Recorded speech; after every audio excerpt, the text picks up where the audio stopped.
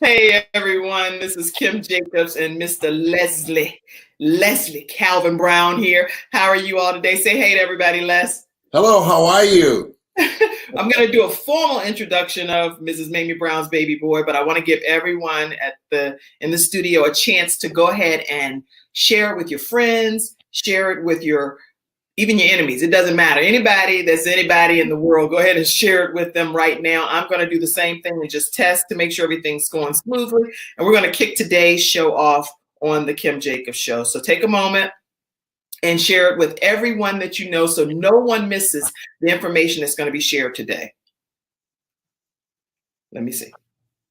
So John Leslie, have him share it now too.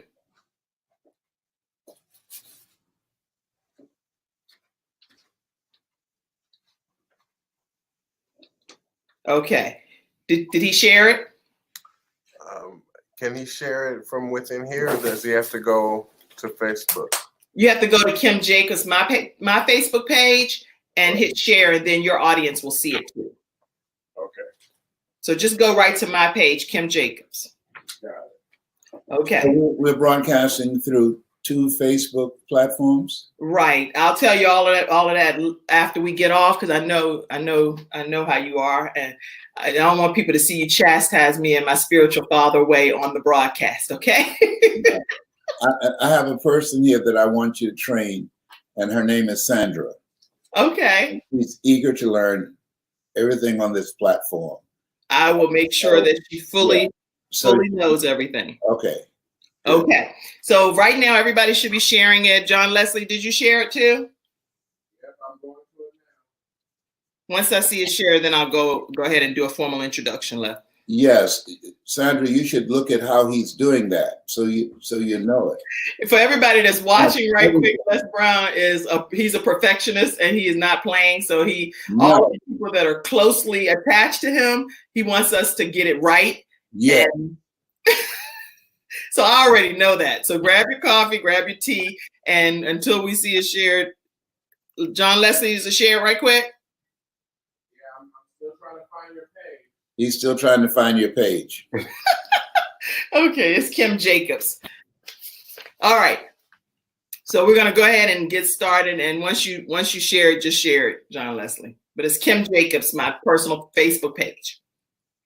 So Leslie Calvin Brown, everybody that's on today, is an international motivational speaker, author, former radio DJ, and former television host for the Les Brown Show. Many of you watched it when he was an international television talk show host. He was a member of the Ohio House of Representatives. Him and his twin brother were born and adopted by Mrs. Mamie Brown, a single woman that literally had the heart to be able to adopt twins in an abandoned situation. He was labeled educable, mentally retarded while in grade school, which, boy, were they wrong. They were completely wrong. And he has 9 children: Calvin, Patrick, Ona, Ayana, Teloria, Thad, Samaya, Serena, and John Leslie. They are known as the first family of motivation. So you may have the first family of this and that and all of that, but when you hear the first family of motivation with Miss Ona and them and John Leslie and them tearing it down, you are in for a treat. Okay, he has a host of grandchildren, too many to name, and a host of great-grandchildren as well. He also is the godfather of Jayla, my daughter, and Jeremiah, my son, and they are like thrilled to say Les Brown is their godfather. So his daughter, Ona Brown, says that he's 75 years old right now, but he's not 75. He is 75. So that's me quoting Miss Ona Brown, the queen of motivation. So welcome, Mr. Leslie Calvin Brown, with your 75 yourself. Welcome. Thank you. It's a plum-pleasing pleasure as well as a privilege to be here with you. Thank you so much. How are you doing? I'm doing outstanding, and I'm so glad to have you on the show today. And it's a treat and an honor because I don't get the opportunity to interview you. I'm usually working in the behind the scenes or doing anything that you're asking me to do. But in show business, there's no question about that. James I didn't even hear you. have anything on you. I didn't even hear you. Huh? What did you say? You're the hardest working person in show business. James Brown didn't have anything on you. Oh, thank you, Les. Thank you so much.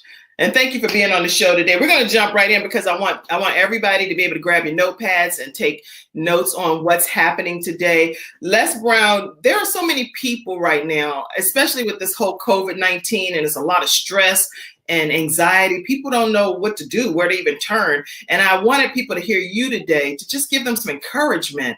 What do you say to people that are feeling like they're down and out? Well, first of all, they can change that. That's a choice, because we can, and I'd like to put it from this perspective. When I first got fired from radio, I didn't expect it. People that are losing their jobs now, over 30 million people, they didn't see it coming, the majority. And so when that happens, it's understandable that you will feel down. How am I going to survive?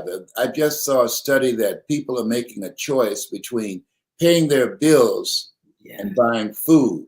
Now, it's not fair to say to people under those type of situations, oh, just think positive and be enthusiastic and everything's going to be all right. No. You have to have a plan for your mind, and you have to have a plan for how you're going to change that situation. Well, the first thing that you have to do, you have to hunker down. You have to get your mind together.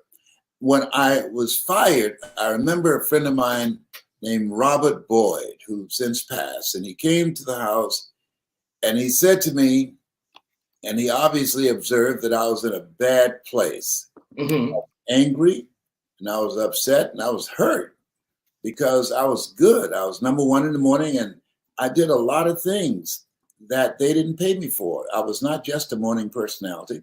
I was the program director. Mm-hmm. I was the music director. I did the news. Yeah.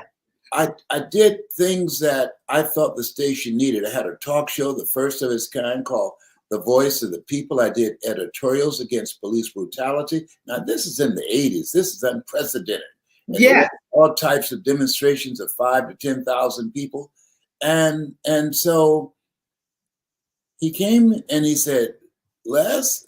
And I said, yes. He said, I just want to say this and I'm leaving. I said, what is it, Bob? He said, things aren't going to get better for you until you get better. Things are not going to change in your life until you change. And he turned and walked out. And I sat there and I thought about it. And sure enough, I started reading. I started listening to motivational messages. Wow. And a knock came on the door. Hi, this is Horace Perkins. I'm talking to him through the door. He was a salesman at the radio station. Horace, how are you? I open the door. He comes in and he has these petitions in his hand. He said, you're running for state representative. I said, Horace, I don't know anything about politics. Listen, man, people love you and they miss you being on the air. I've got the signatures. All you need to do is sign here. Now, here's what I know. Right. Helen Keller says that when one door closes, another door opens.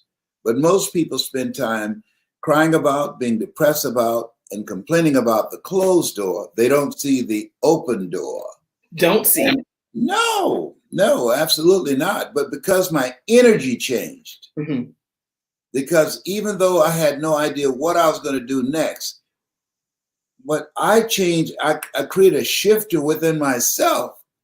And my prayer after Robert Boyd left the next morning was, Lord, whatever I face today, together you and I can handle it. That's right. Well, see, Les, first of all, you're saying so many things in those statements that you're sharing.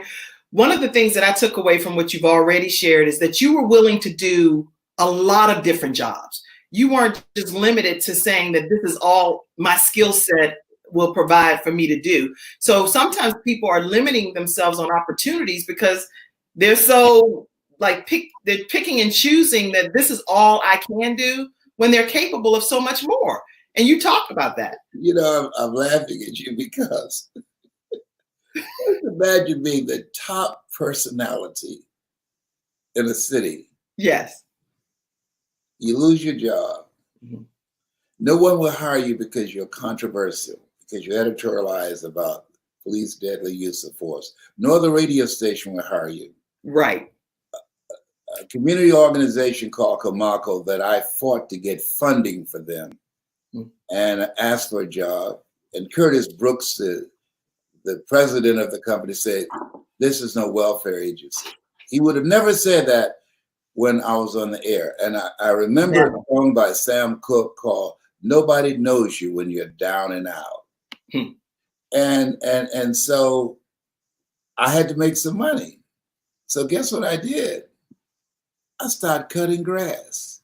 See? You see what I'm saying?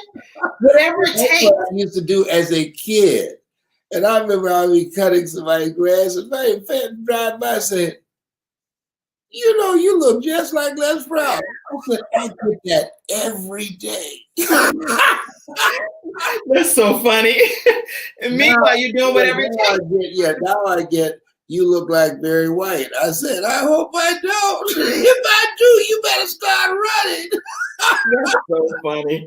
But you know what? In your book, in the book that you have called "You Got to Be Hungry," everyone make sure you get a copy of Les Brown's "You Got to Be Hungry" book. I'm actually going to share that screen, Les. I have a way to share that with people right quick, and you'll be able to see it as well. Let me go to that. I hope I don't mess up messing with you being my spiritual father and all here, but I'm gonna see if I can do it. Okay, yes, there you are. Yes. You can see it? Yes, I can see it. Yes. Okay. And people can still see you, Les. But talk about your book, "You've Got to Be Hungry." It was just released and it's going to change lives forever. Oh, without any question, because it was 21 years coming, and now I realize it was written for this time because people are going through a lot. Suicide rate has increased even before Corona, 32% since 1999. And so there are people having nervous breakdowns. Domestic violence has increased. The suicide rate of African-American boys between the ages of 5 and 11 has increased. The leading suicide population in our population of kids. And so there are people who are breaking down. There's a guy named L.C. Robinson. He said, "Things may happen around you, things may happen to you, but the only things that really count are the things that happen in you." In the time that I got fired, I thought that it was the worst thing that could happen to me because I love radio to this day. It's my first love, and I did it extremely well, and I was successful and very popular. And then I got fired. Well, here's what I realized. There are things that when they happen, I think this is the reason that Shakespeare said, "Nothing is neither good nor bad, but thinking makes it so." Right. That we think it happened to us, when in reality, it happened for us. Wow. Because had I not been fired, I would have never became a state representative from the 29th House District and passed 14 pieces of legislation my first term and became the chairman of the Human Resource Committee and the Education Committee. Had I not been fired, I would have never produced specials for PBS and earned over $4 million. Had I not been fired, I would have never had a nationally syndicated talk show that King World paid me $5 million in advance to do. Had I not been fired, I would have never became a motivational speaker and earned the money that I desired to buy my mother a home because she took us in as foster kids and she adopted us. And so there are things that you think at the time they're happening to you, but in reality, that's why we're taught, judge not according to appearances, but right thinking, righteous thinking, that the right thinking and right words and right thoughts and right behavior and right relationships can open up new opportunities for you. That's right. And so what happens is that that people are operating when something happens to them, and if they look at it from a negative perspective, they can have opportunities stand in front of them, and because of that negative thinking, the way their mind has been skewed, that's right. They won't see the possibilities. But you take a person who's optimistic, you put in front of them obstacles, and because of the way their mindset is, they will see the opportunities. So the mindset has to be shifted. That's major. I encourage everybody right now to go to YouTube and watch the video Les Brown speaking in the Georgia Dome, where I'm speaking to over 80,000 people. Watch the video, It's Possible. Watch the video, Getting Unstuck, and the one called You Deserve. If they watch those every day, what you're going to do is you're going to create a different mindset. See, our thoughts have magnetic power. A friend called me the other day. I haven't seen him in 3 years, but he's been on my mind for 2 weeks intensely. And I said, my goodness, man, I was thinking about you for the last 2 weeks. And we've all had that experience where we were thinking about somebody and we ran into them, or they called us, or we called somebody, and at the time we called them, they're calling us. So our thoughts have magnetic power, but most of us are not manifesting what it is that we've been taught. I'll give you all your eyes can see. That's right. Because of the interruptions. There's so many interruptions that we don't focus our minds and begin to program our minds ourselves. Because if you don't have a ritual to program your mind, whatever you listen and watch the first 30 minutes when you wake up, it will affect the spirit of your day. So you have to be intentional to create a ritual of not watching the television and deliberately listen to positive messages, read 30 to 40 pages of something positive every day. I talk about this in my book, You've Got to Be Hungry. And what it does is it creates a possibility mindset. I was suffering when I was in a negative state of mind. I was suffering from possibility blindness. And then once I created that shift, things begin to happen. I begin to attract the people, the resources, the support that I needed to create a new chapter in my life. I know I don't want to sound like I'm getting the Holy Ghost over here, like, because it gets tongue-tied, because it's just exciting, because for so many years you have been motivating people all over the world, and you are a true legend. So it's like people have grown up and have overcome so many obstacles, all because you have used your gifts and your talents. And I do want to take a moment and show people right quick which video you were talking about. So let me go to that for a second, if I can. Again, don't judge me, Les Brown, Mr. Leslie. I'm not going to judge you. Okay, let's see if I can get to this real quick. Les Brown. Is it? No. Speaking in the Georgia Dome. Okay, let me make sure I got the right one, because I don't want to. But while I'm getting the right one, I want to make sure that people learn what you mean by saying in your book that somebody should be unstoppable. Because you talk heavily about being unstoppable in your book. And when you have goals and dreams, when you have goals and dreams that you want to achieve, we're taught, think it not strange that you'll face the fiery furnaces of this world. You will, not you might. You will have tribulations. You're going to have resistance. Things are going to be thrown in your path. Adversities will show up that you never anticipated. Life will catch you on the blind side. As Forrest Gump said, life is like a box of chocolates. You never know what you're going to get. 27 years ago, when I was diagnosed with cancer by oncologist Dr. Alfred Golson, who had an unusual sense of humor, Mr. Brown, you have cancer. Right. I said, is that right? Yeah. And it's metastasized to 7 areas of your body. And I smiled. He said, why are you smiling? I said, 7 is my lucky number. I'm one of 7 children. And my birthday is February the 17th. And Joshua marched around the walls of Jericho 7 times. Naaman dipped himself in the River Jordan 7 times. He looked at his nurse and he said, this is a strange one. And I said, can I get a second opinion? He said, yes. And you're ugly too. I said, well, you did go there. I said, you didn't just call me ugly, did you? He said, yes, you are ugly, ugly, in fact. And we started laughing. And then he interrupted me and said, but you got this. Mhm. We determine the diagnosis. Mhm. You and God determines the prognosis. You got this. Mhm. And what he did was he interrupted my thinking, how people live their lives as a result of the story they believe about themselves. And the collective consciousness, cancer is a death sentence to many people.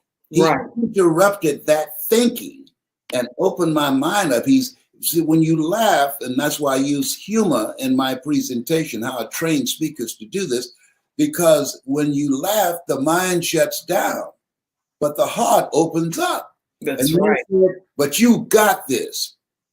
We determine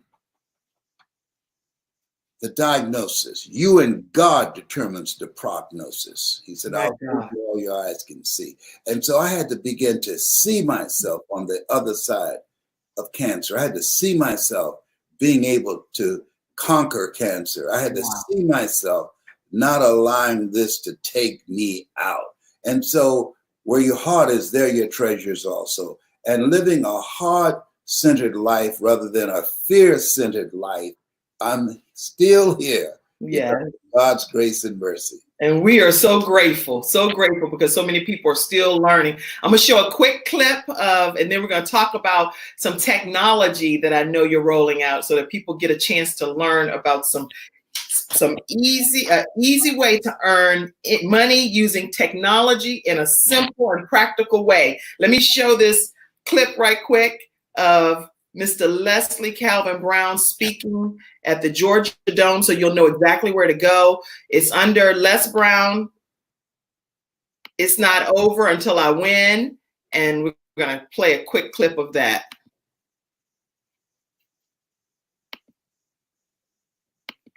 Les Brown. Can you see it? Yeah.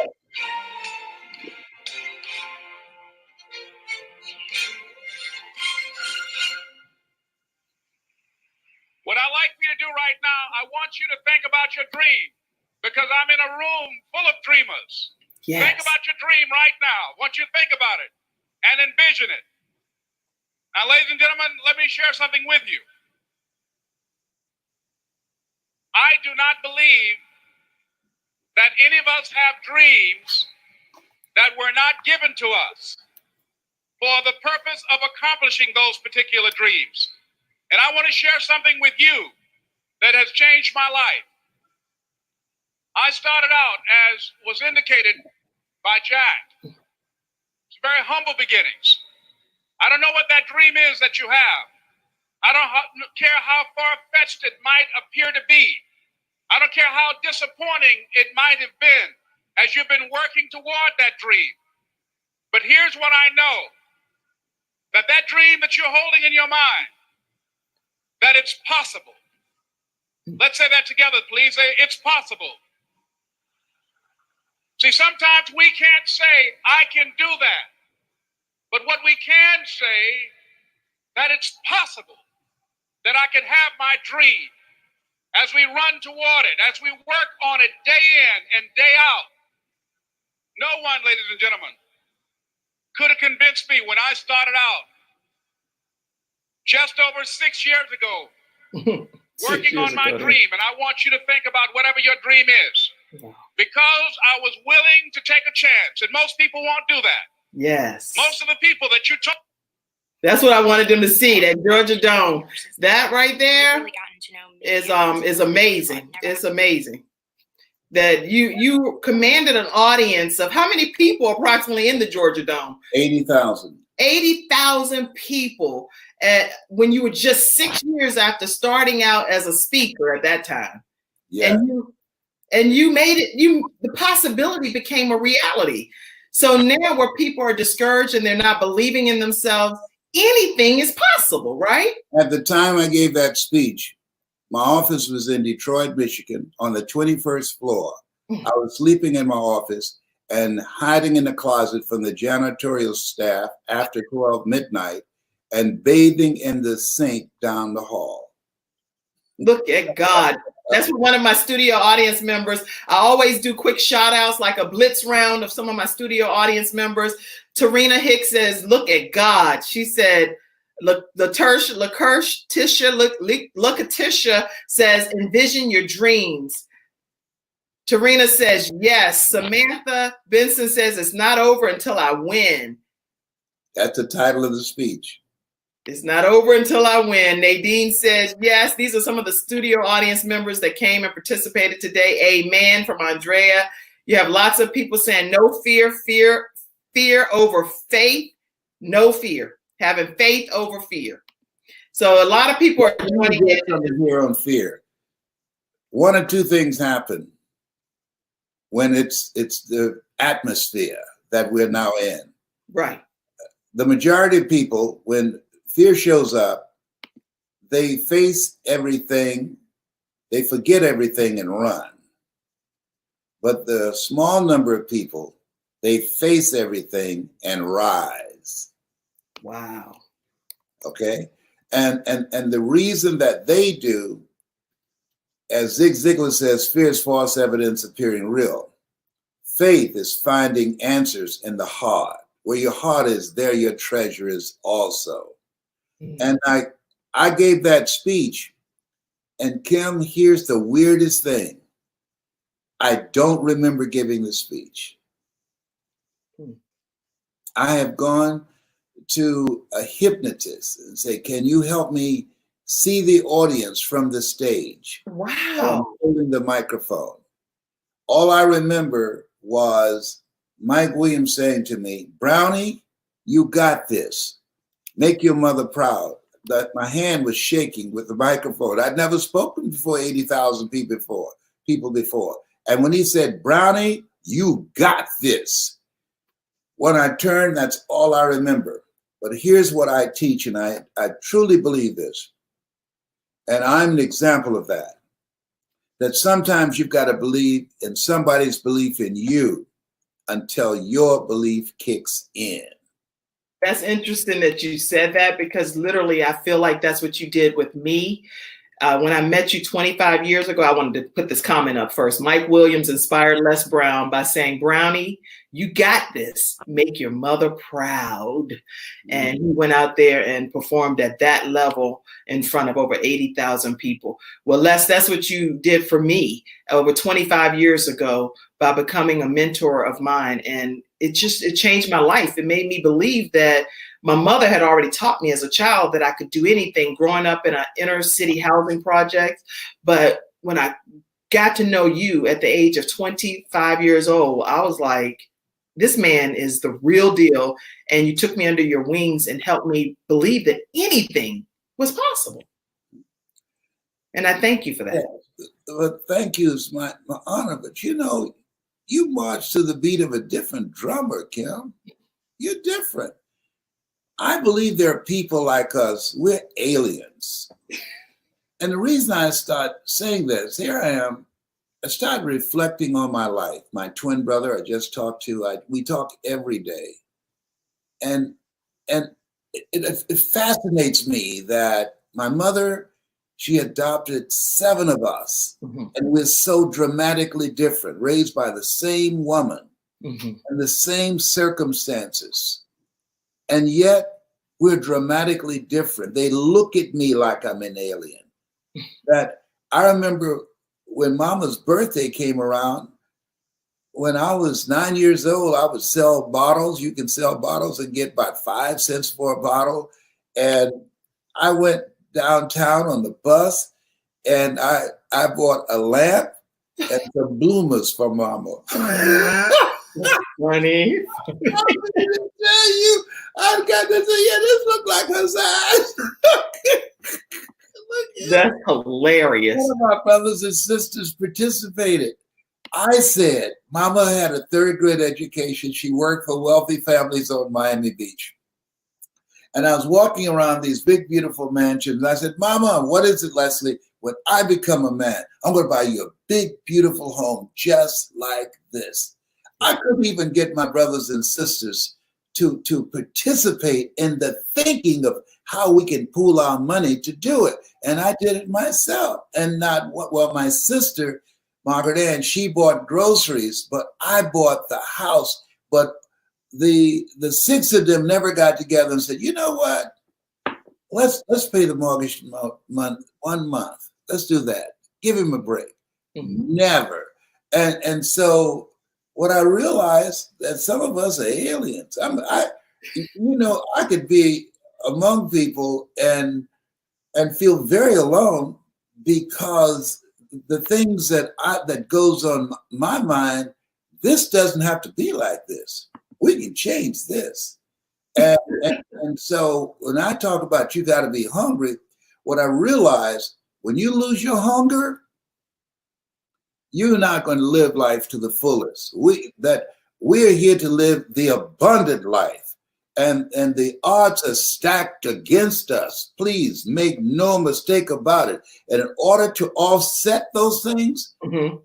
you got to be hungry. People that are hungry are relentless. People that are hungry are unstoppable. People that are hungry have a mindset of zero excuses. They look for results, not for complaint. There's never been a statue erected to a critic talking about how bad the situation is.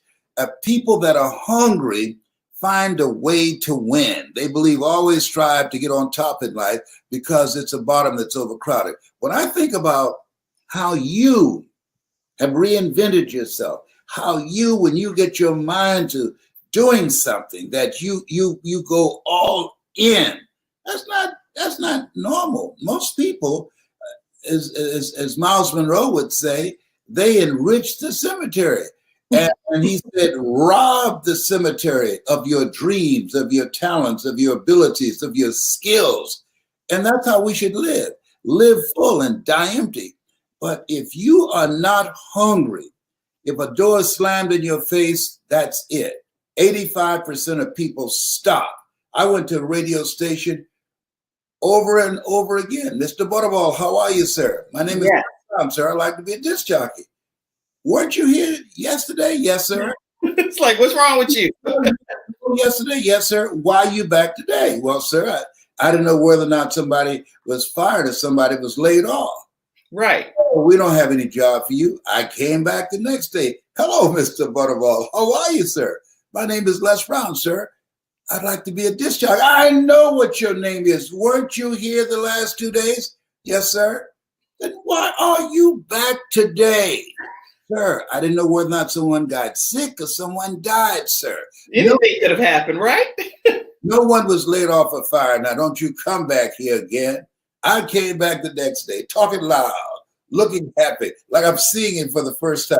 Hello, Mr. Butterball, how are you? And he looked at me with rage. He said, go get me some coffee. I said, yes, sir.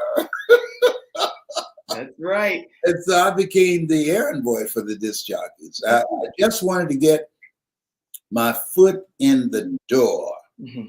And I knew I would make it from there.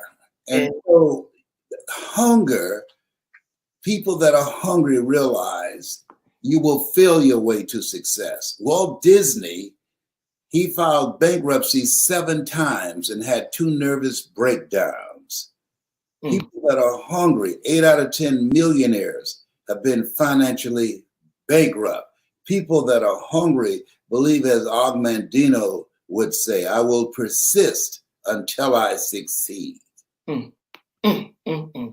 Wow. Okay. I'm trying to put all the audience comments they just chime in on everything you're saying. So I'm trying to get them little shout outs throughout the broadcast too. But now I want to make sure that we transition to how you earn money using technology in a simple, practical way. I'm very glad you asked that. For instance, Shula said this, there's never a shortage of money. There's only a shortage of ideas. So you take this, mascara. So I have no qualms when I'm doing a presentation. I say, I use mascara to cover my gray. My children say, Daddy, you look distinguished with your gray hair. I said, 75, I'm not trying to look distinguished. I'm trying to look young.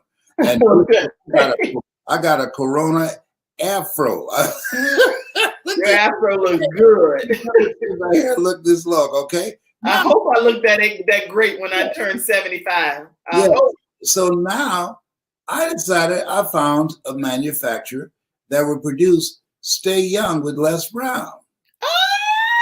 Mascara, okay? Easily cover your gray hair. All right. So here's what can happen today. Is that a real product? Stay Young with Les Brown? I'm coming out with it. Okay. So let's say I'm buying that. I'll buy that. Stay Young with Les Brown mascara. That's right. Exclusively on the Kim. Let me get to my exclusive stuff. Exclusive on the Kim Jacobs show. So write this down. Knowledge is the new currency. Okay. So let's take you, for instance. If I was advising you, I said, Kim, who would you say was the most influential person in your life? I would say my mom. Okay, hold on just a minute. And let's use what's the quality about her character, about her personality? What's number one that stood out for you? Her compassion for others. Got it. Okay. Hi, my name is Kim. I want you to think about what is it you want out of life. And I want you, as you think about that, what are the qualities and the attributes of people that are successful? I want to share something with you about my mother. And I want you to write this down. One of the main qualities that you must have, you got to have compassion. You know, Maya Angelou said, people don't care how much you know until they know how much you care. My mother, she never met a stranger. My mother, she loved people and she always found a way to give. Horace Mann said, we should be ashamed to die until we've made some major contribution to humankind. And because of her compassion, I saw my mother sacrifice. Because of her compassion, she helped strangers and that impacted me because of her compassion on how she treated just everyday people. That inspired me to want to be just like my mother. If there's anything we need in the world today, people with compassion. When something happens, there's the perpetrator, there are the witnesses, and there's the victim. And the worst of those is not the perpetrator, as one would believe, it's the witnesses.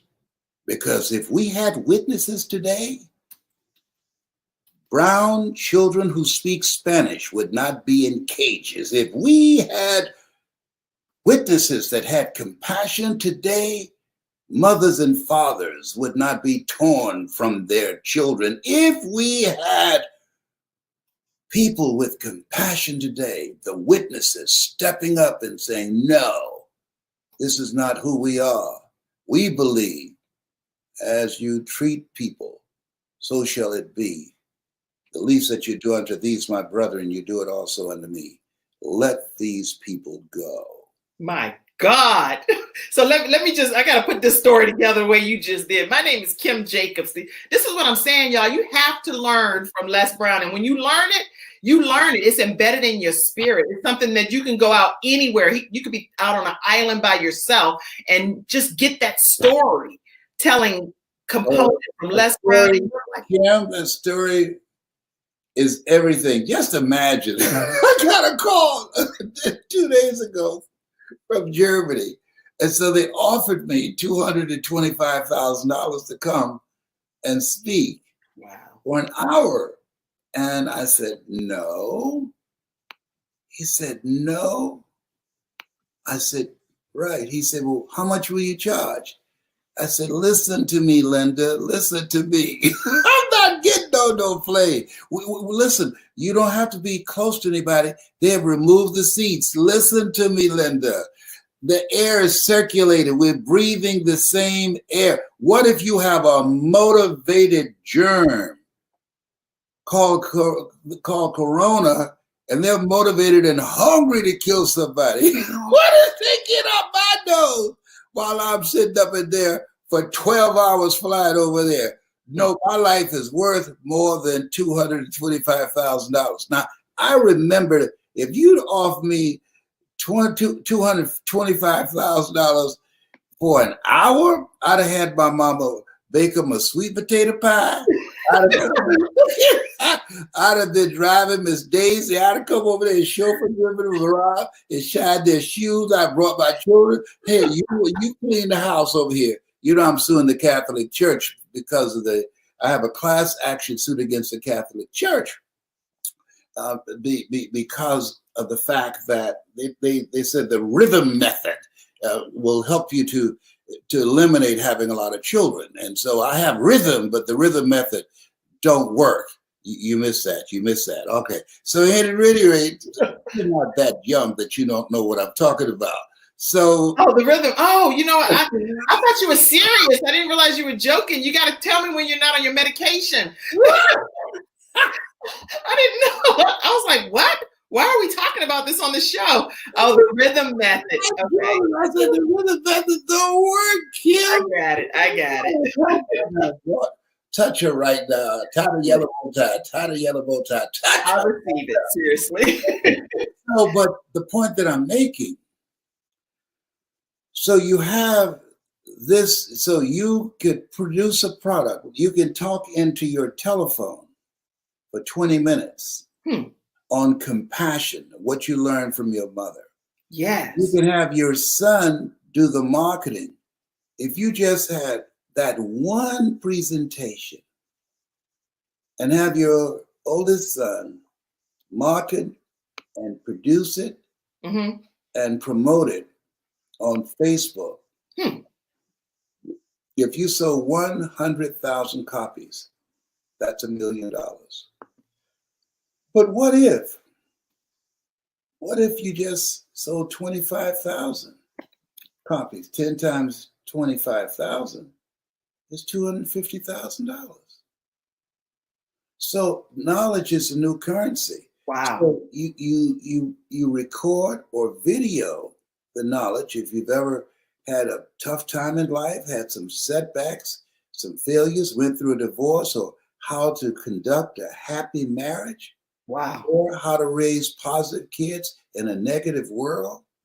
And you package it. The reason that they said the computer is the person of the year, Time Magazine, because for the first time, the average person in the history of the world have access to information and e-commerce, that you can run a global business as I do from my telephone. I love it. Yes. So it took me 3 years to earn my first $1 million. But I did it the old-fashioned way. I was going from city to city.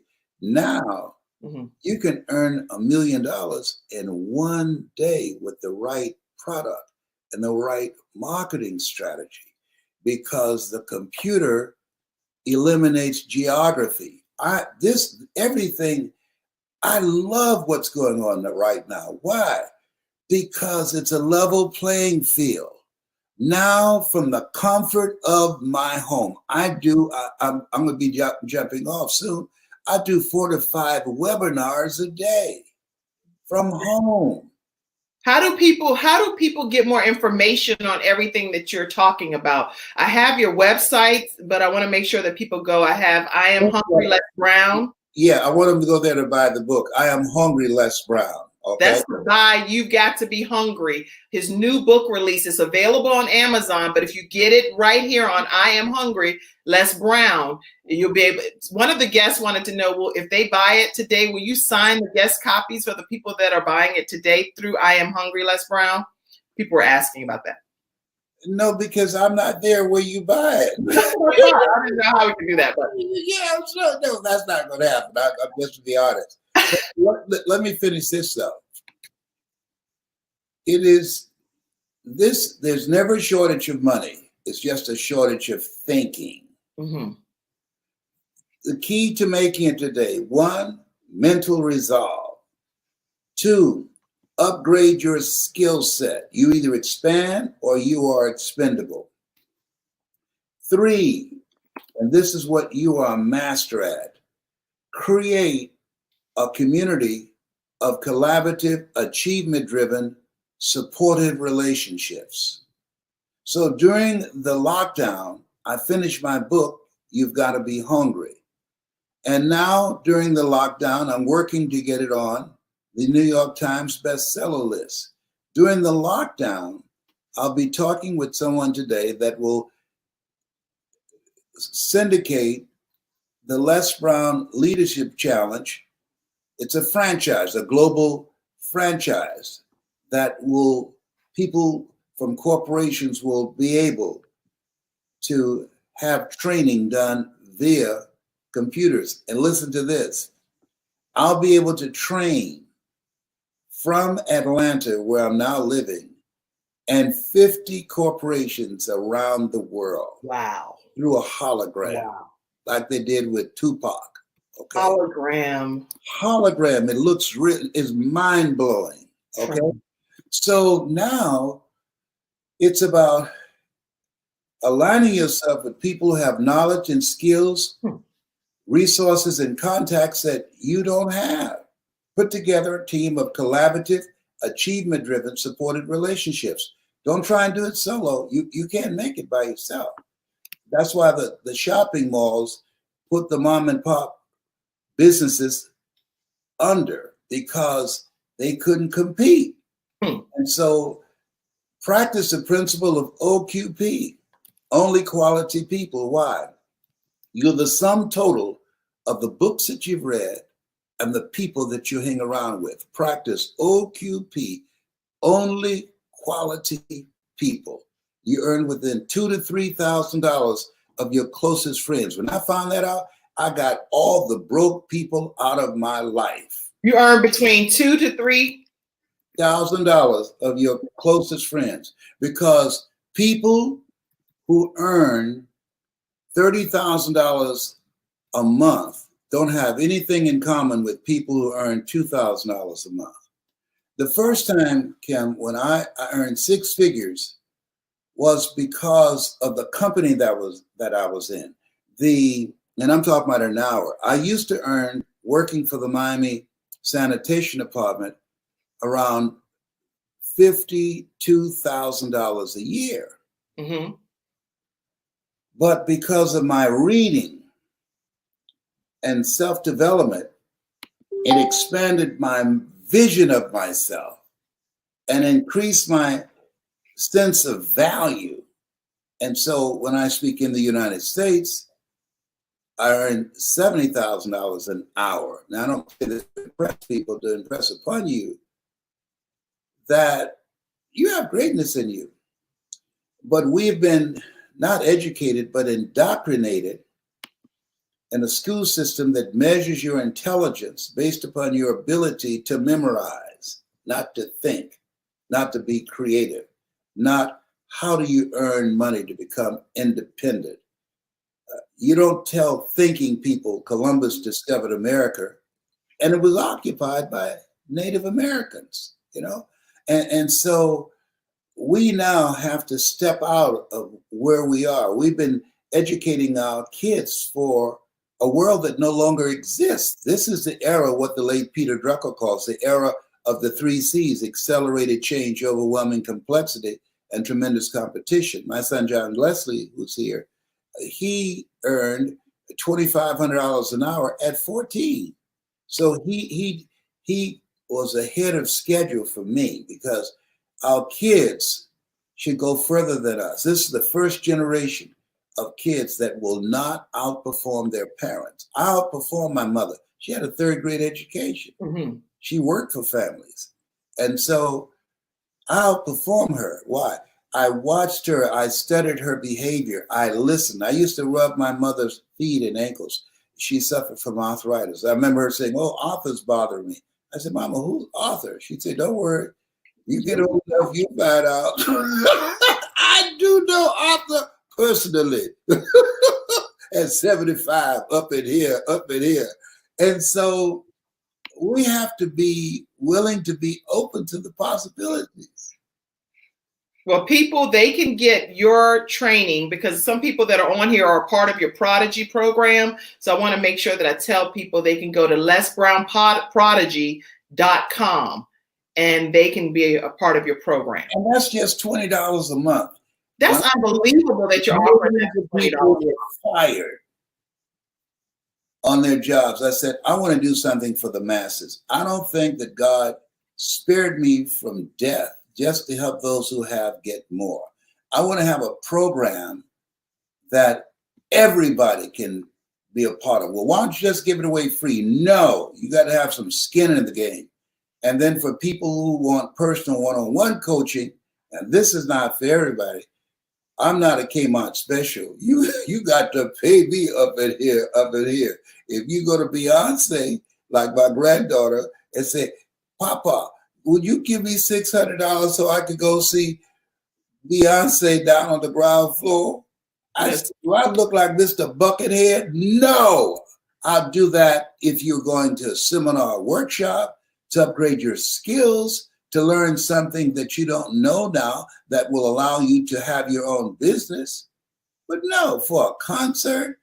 And the reason that we're so behind and immigrants coming here can't speak the language and run circles around us because we have an entertainment-driven culture. Okay.